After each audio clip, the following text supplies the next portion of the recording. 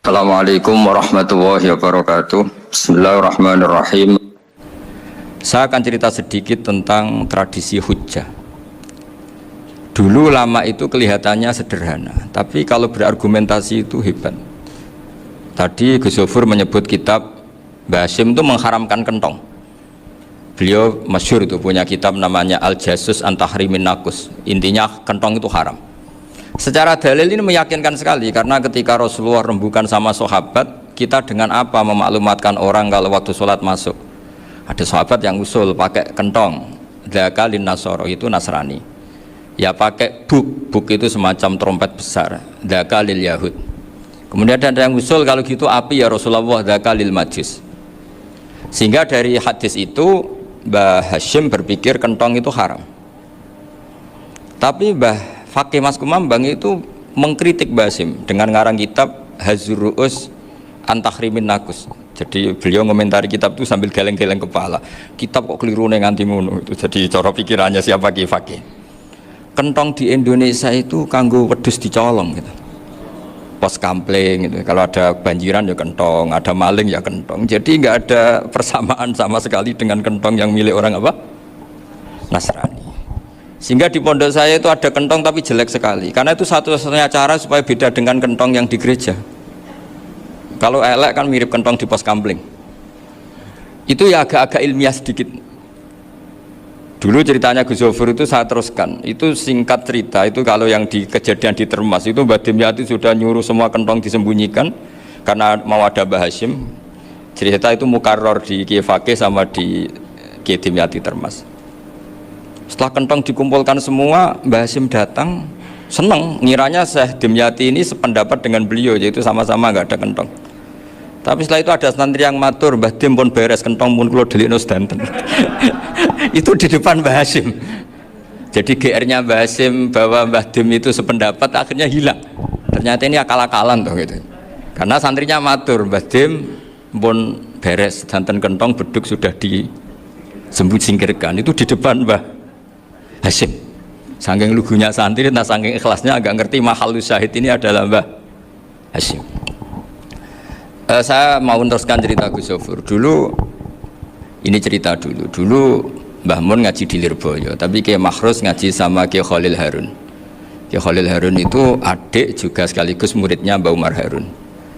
Mbah Umar Harun itu generasi kedua setelah Mbah Ghazali. Beliau menantunya Mbah Ghazali, tapi ya sudah ponaan. Sehingga tradisi ini penting karena saya berkali-kali bilang di mana-mana, status orang tua dan mbah itu adalah terserah anak cucunya, bukan terserah mbahnya, tapi terserah anak cucunya. Saya tidak akan bosan mengingatkan ini. Saya pernah di makamnya Nabi Yakub, itu ya dikemuli bendera Israel. Di makamnya Nabi Dawud, Nabi Ibrahim juga dekat sinagog. Sehingga Quran membela Nabi Ibrahim disebut maka anak Ibrahimu Yahudi wala Nasrani, karena ketika beliau berposisi di Israel, kemudian penguasanya adalah Yahudi, bisa saja makam ini ditulisi dan distatuskan ala Yahudi. Ya seperti Nabi Yakub. Nabi Yakub itu nabi yang kita yakin, tentu berkeyakinan beliau orang baik, orang muslim, orang mukmin, tapi karena di desain mereka ya dikemuli bendera Israel dan disebut Abul Yahud. Karena kita tahu nama lain dari anaknya Nabi Yakub adalah Yahuda bin Yakub bin Ishak bin Ibrahim. Sehingga perasaannya orang Yahudi menjadi Yahudi itu yang ngikuti mbah-mbahnya. Nah khawatir saya ketika buyut-buyut kita kaya. Buyut saya itu orang kaya dulu, namanya Badur Rahman. Itu kaya sekali, tanahnya banyak. Dulu cerita Mbah Hasyim ya kaya sekali. Mbah Maksum juga kaya, Mbah Abdul Aziz juga kaya.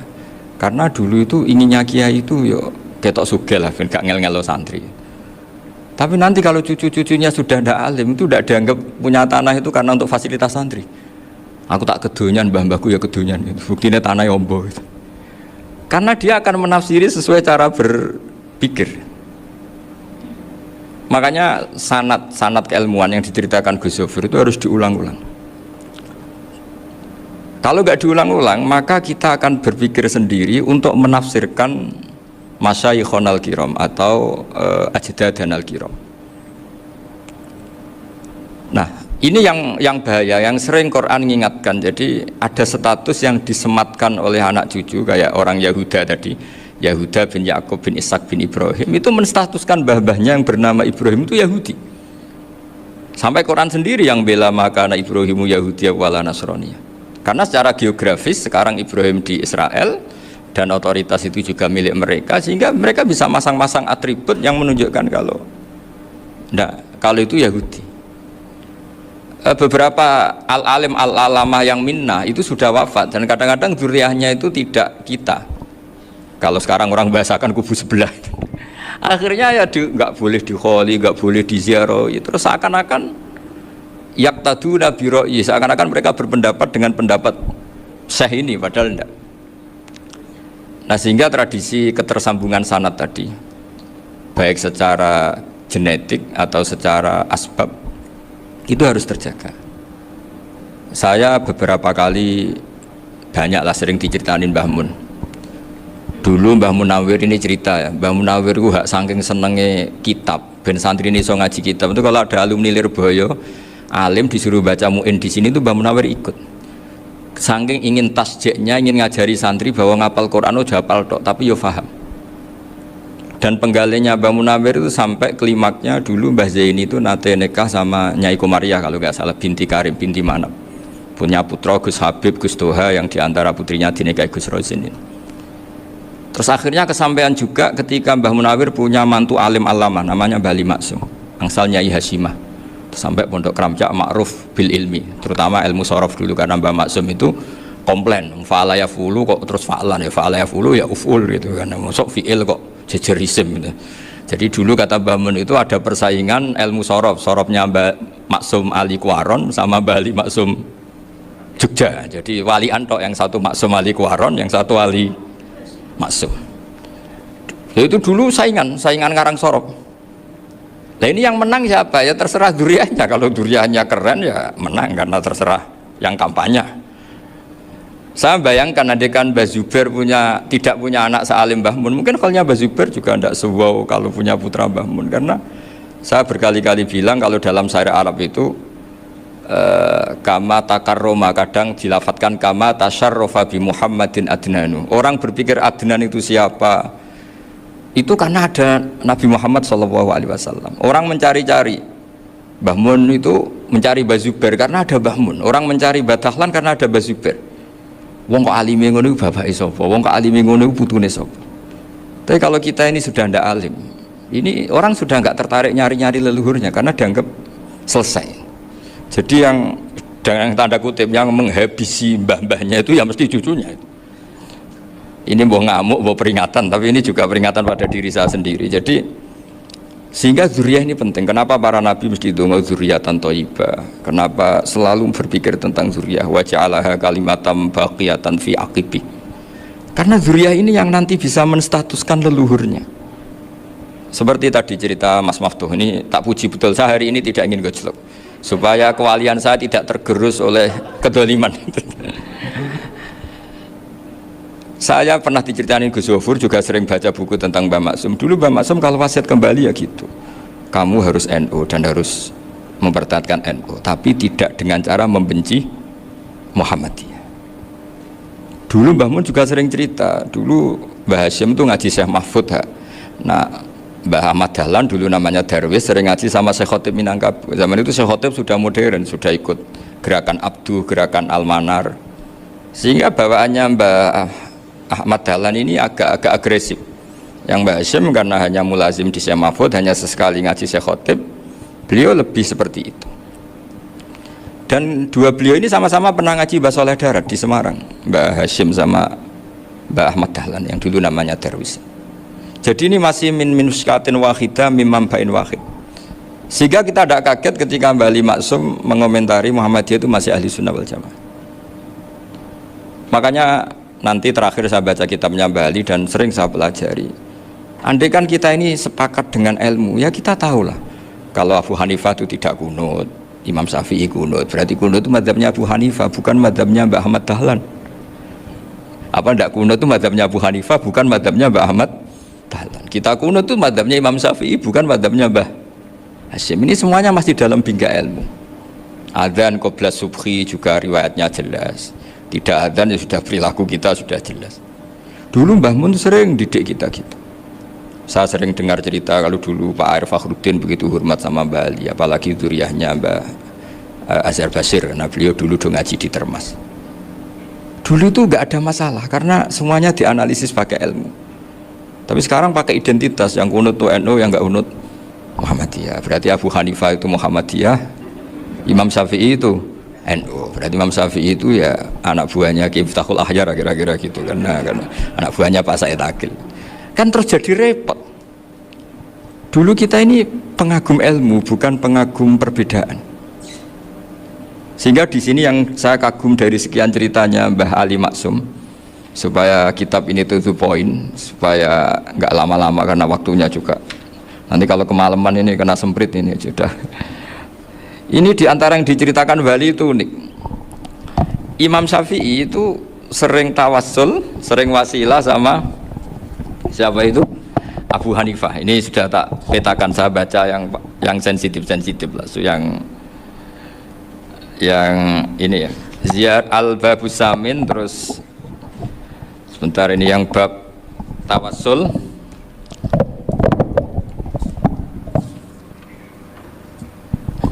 Ini di sini halaman 90, mungkin santri-santri kerap ya bisa ngecek lagi di kitab Hujatul Ahli Sunnah. Ketika cerita tawassul, di antara yang diceritakan Bali Maksum adalah perilaku ya, bukan sekedar statement tapi apa? Perilakunya Imam Syafi'i atau ahwalnya kalau bahasa halusnya, yang selalu ke makamnya Abu Hanifah untuk tawassul. Padahal Imam Syafi'i itu orang yang secara ilmu sering kritik Abu Hanifah.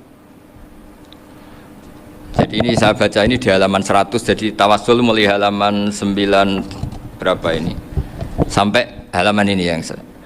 Qala sami'tu Syafi'iyya yaqul inni la atabarraku bi Abi Hanifah wa aji'u ila qabri fi kulli yaumin za'iran.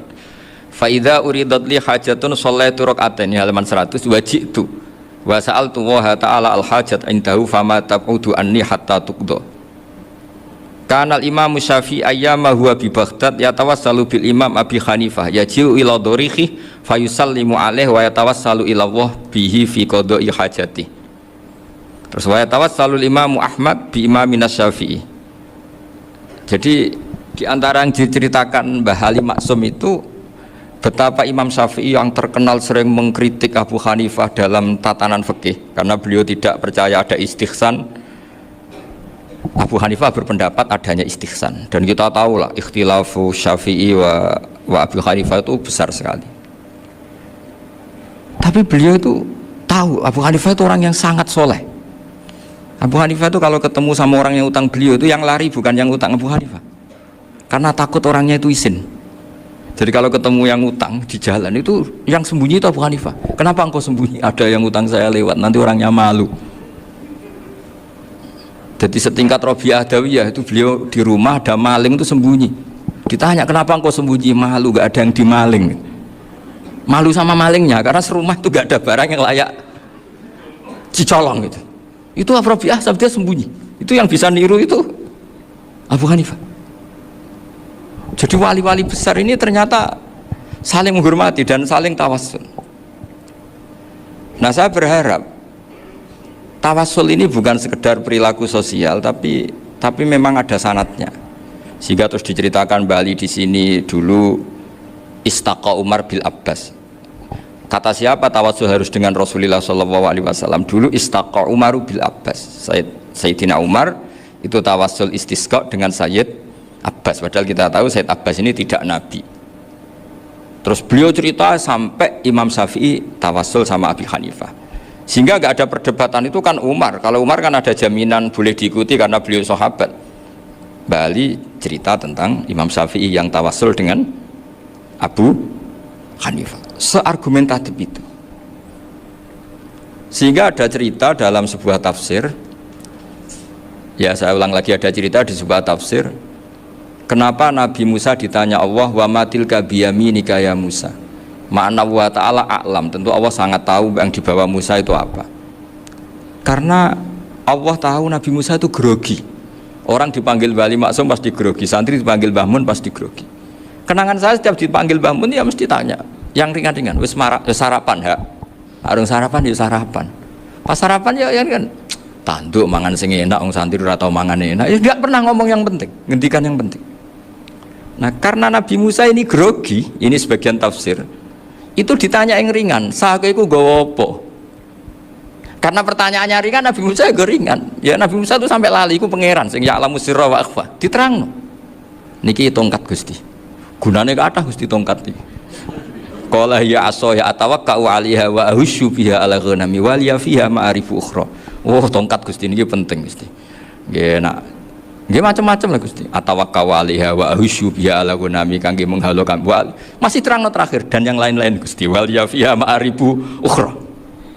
Sehingga akhirnya rileks karena Nabi Musa terus ngerti ternyata ketemu pangeran itu gak seserem yang saya bayangkan gitu. Pertanyaannya ringan itu ada ilmunya. Tapi cerita ini yang versi tafsir ini tidak yang seperti di Manaqibul Ghazali. Di beberapa kitab tentang Manaqibul Ghazali diceritakan di alam roh Nabi Muhammad SAW itu yubahi bi ummati, saking yubahinya sampai ngendikan ulama ummati ke anbiya Bani Israel. Ulama umatku itu pinternya atau statusnya itu mirip-mirip lah. Kaf itu ya mirip-mirip kayak ulamanya nabinya Bani Israel. Akhirnya Nabi Musa itu tersinggung sekali, bagaimana mungkin ulama disamakan dengan apa? Nabi. Sehebat-hebatnya ulama itu kan tidak akan yabluhu darajatan nubuwah atau yartaqi ila darajatin nubuwah. Itu akhirnya ya kalau kamu nggak percaya panggil, yang dipanggil Imam Ghazali. Ya Nabi Muhammad juga nggak mau kalah gitu. Kalau manggil ulama RT ya kalah keok gitu.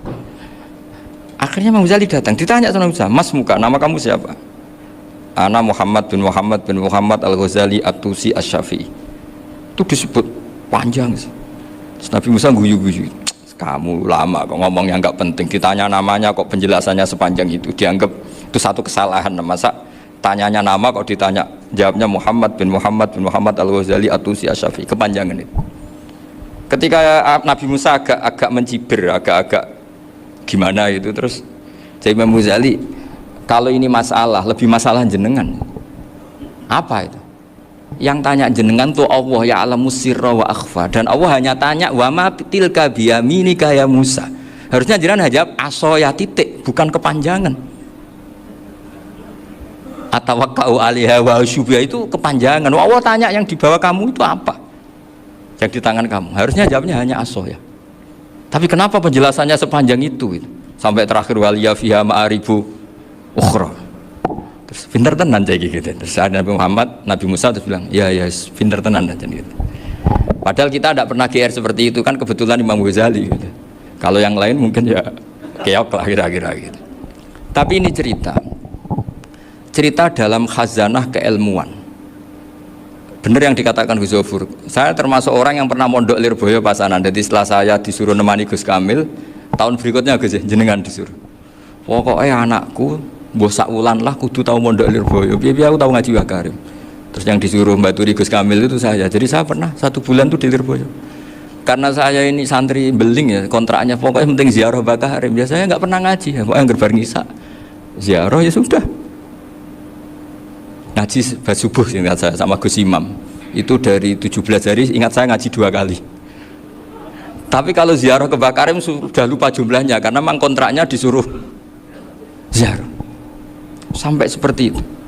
Dan saking senengnya bangun sama Mbah Karim saya masih ingat ngamplopi salam template itu masih ingat untuk Gus Anwar, untuk Gus Imam, untuk Gus Kafabi, termasuk untuk Gus Maksum.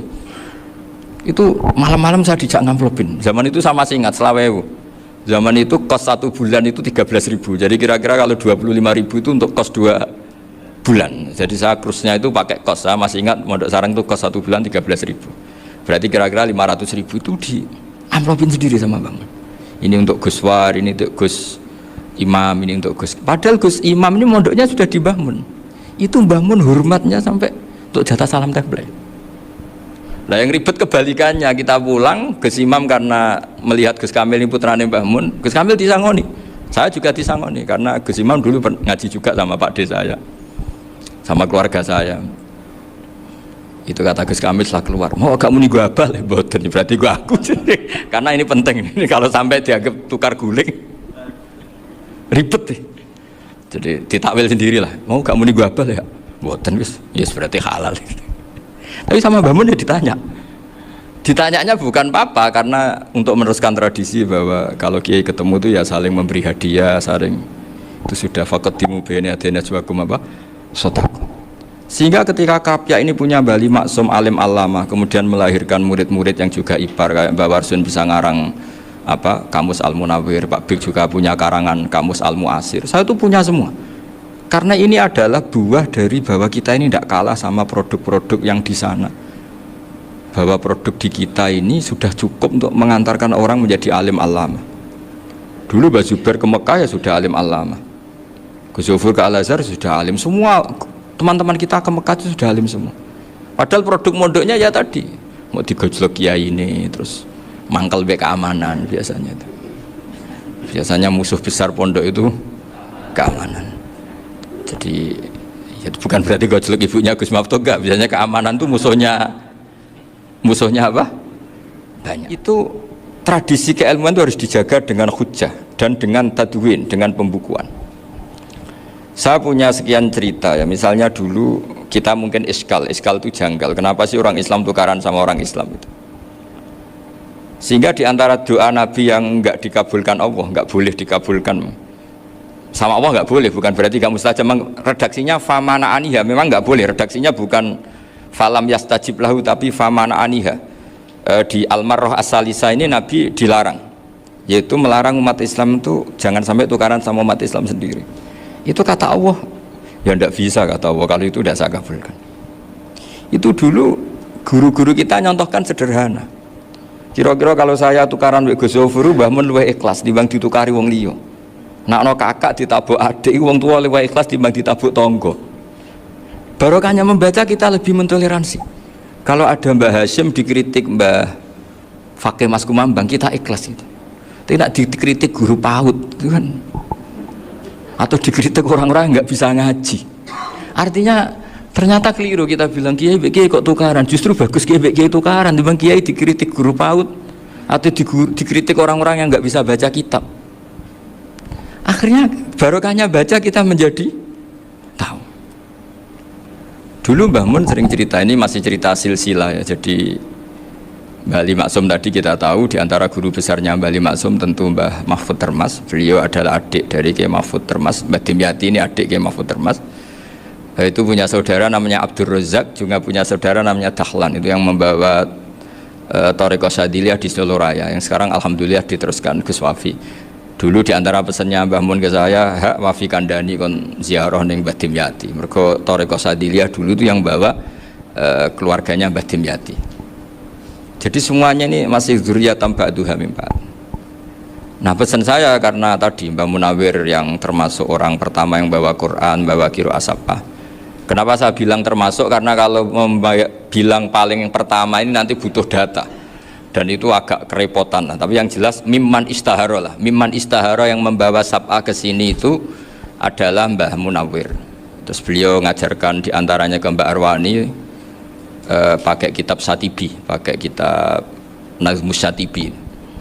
Terus Nazmus Satibi itu diteruskan oleh Mbak Arwani, ditulis. Yang nulis dulu Mbak Dola Salam. Bapak saya itu murid Mbak Dola. Dulu Mbak Dola sebelum ke Mbak Arwani ngaji sama Ki Said di Sampang. Bapak saya sebelum ngaji di Mbak Dola sudah hafal Quran lewat buyut saya sendiri namanya Ki Zubaidi. Yang Ki Zubaidi akhirnya jadi menantunya Mbak Ahmad Su'eb. Jadi buyut saya kandung ini namanya Sofia, itu asal keluarga Lasem, yang adiknya Sofia ini punya adik Badiah yang jadi ibunya Ki Sahal. Terus Ki Sahal punya Mbak Yu namanya Muzayanah, punya di garwa Ki Mansur punya anak Gus Qayyum. Jadi dulu ibu saya, ibunya Gus Sofur, ibunya Pak Maftuh itu semuanya di Lasem. Karena saya dari keluarga Gen ya Lasem, dari keluarga sanad guru ya Lasem. Tapi Lasem Bahdawi itu dulu ngajinya di Mbah Umar Harun di Sarang. Mbah Umar Harun ini menangi Sayyid Ahmad Zaini Dahlan. Sayyid Zaini Ahmad Zaini Dahlan ini punya cucu keempat yang hidup di Sedan, terus makamnya di Lasem, namanya Habib Haidar, itu yang nulis biografinya Mbah Maksum. Mbah Maksum bukan Bali, biografinya Mbah Maksum itu ditulis oleh Habib Haidar, namanya Haidar bin Hasan bin Sodaqoh bin Ahmad Zaini Dahlan. Nah, Habib Haidar ini menantunya Sayyid Hamzah Sato. Hamzah Sato itu Hamzah bin Abdullah bin Umar, itu kakaknya Sayyid Abi Bakar Sato, Sohibul I'anah. Nah, Sayyid Umar ini yang dulu ngajari mbahnya Mbah Mun, namanya Ahmad bin Su'aib. Nah, di antara ajarannya adalah baca kitab-kitab kecil yang bisa dihafal. Dibawalah ke sarang jadi metode muhafadzah. Tapi kemudian lama-lama oleh pondok itu jadi syarat kenaikan kelas. Dulu nggak ada muhafadzah untuk kenaikan kelas ya, supaya orang alim itu harus hafal. Lama-lama dipakai syarat untuk muhafadzah. Jadi semua ini sanad harus kita ingat supaya kita bisa menjaga tradisi. Termasuk tradisi ini kiai seneng jagungan, terus ngomong ra penting gitu. Itu juga sanad. Setahu saya Mbah Mun itu kalau ketemu bapak ya guyon terus. Saya punya kenangan tuh yang dulu agak iskal tuh begini. Ada isu lah, entah isu entah hoax entah apa, ada kaji itu agak beling itu, pokoknya beling lah gitu. Seneng siapa itu, rondo lah apa itu. Pokoknya beling gitu. Ketika Mbah Mun dilaporin tamu kalau kaji itu beling sama rondo itu, Mbah Mun tanyanya lucu. Lho ayo no cung. Wahyu banget Mbah, wahyu. Itu bapak juga bakas ayu nih. Dulu saya sekali ini kiai kok bakas wong ayu, bakas budine barang lah kira-kira gitu. Tapi setelah saya tambah alim, tambah ngerti itu, kata bapak gini, ya abek bakas ayu hak timbang iya, no malah qauzaf. Ternyata seni. Sekali Mbah Mun atau bapak bilang, waji kok zino kaji, maka larinya ke qauzaf. Maka menghindari bahasa menuduh, ngomong yang nggak penting. Loh ayu no. Jadi kiai dulu tuh orang sok suci tapi yang menghindari hal-hal yang jadi punya seni untuk ngelola kehidupan.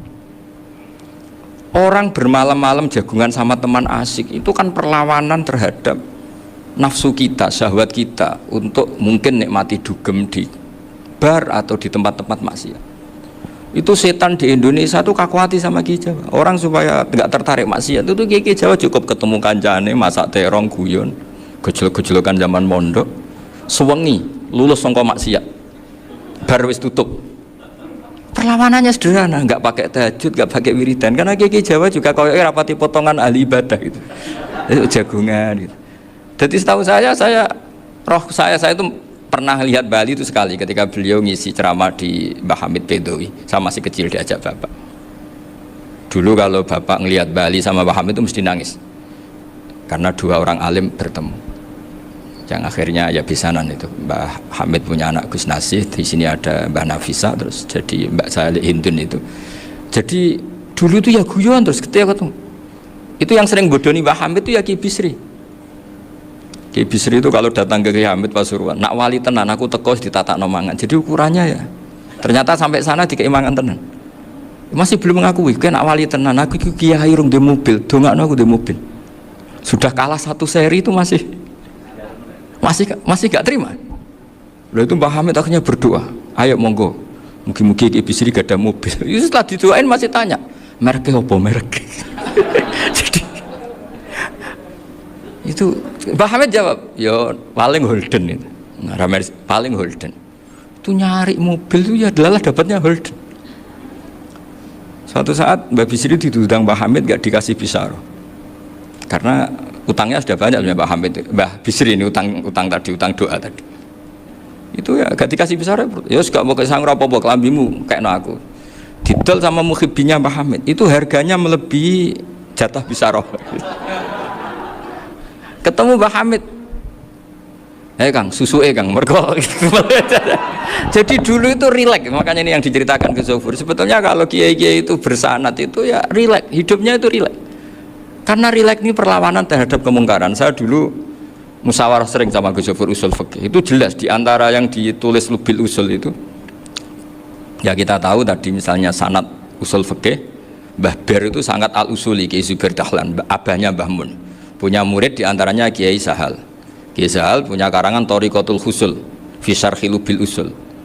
Itu Thariqatul Husul itu beliau ngendikan dalam mukaddimah bahwa saya bisa mensarah ini berdasar ngaji maknani sama Mbah Zubair. Terus beliau mengutip Sarah itu dari kitab Nailul Ma'mul. Beliau ngendikan binus khotin khotiyah ghairi matbu'ah. Dan itu ditemukan di Kiai Mansur di Lasem. Karena Kiai Mansur iparnya Mbah Sahal. Mansur bin Khalil ini diantara katibnya Syekh Mahfud. Jadi semuanya ini sambung. Mbah Ber saking ahli usul fikihnya, kalau ngajar usul fikih itu kalau guyon takriran saya ini lebih memahamkan ketimbang Sarah. Ya sudah, terus Mbah Zubair Kiai Fakih, terus Syekh Mahfud. Di sini Syekh Mahfud termasuk orang yang dekat Mbah Munawir, sampai putrane Mbah Mahfud namanya Gus Muhammad dibawa Mbah Munawir, kemudian mondok di Termas diantaranya, terus dinikah jadi menantunya kalau nggak salah Haji Taslim di Betengan, kemudian sekarang juriannya Mbah Mahfud di Betengan. Ini nggak boleh hilang secara seperti itu. Diantara di usul fikih diterangkan, ketika diantara 5 hukum itu ada yang bernama mubah. Mubah itu boleh dilakukan, boleh ditinggalkan, dan kalau dilakukan ya tidak berpahala, tidak disiksa. Itu ada ulama yang protes nggak bisa seperti itu. Ithma min mubahin ila wa tahaqqaqu bihi tarku haramimma fa'il zamu minas sukun tarkul qatli wa minas sukut tarkul qadaf. Tidak bisa, mubah itu tidak ada. Kalau kiai jagongan semalaman itu Allah ngitungnya itu hada taroka dugem, wa hada taroka delok dangdut, wa hada taroka kada wa kada. Oh, itu luar biasa. Dan kita ngikuti yang seperti itu saja. Gak usah tahajud, gak usah witir telulas kaya ora kuat timbang gremeng wis. Sewengi jagongan, setan ngenteni kita tergoda maksiat, ternyata maksiatnya sampai tutup, kiainya masih apa? Jagongan.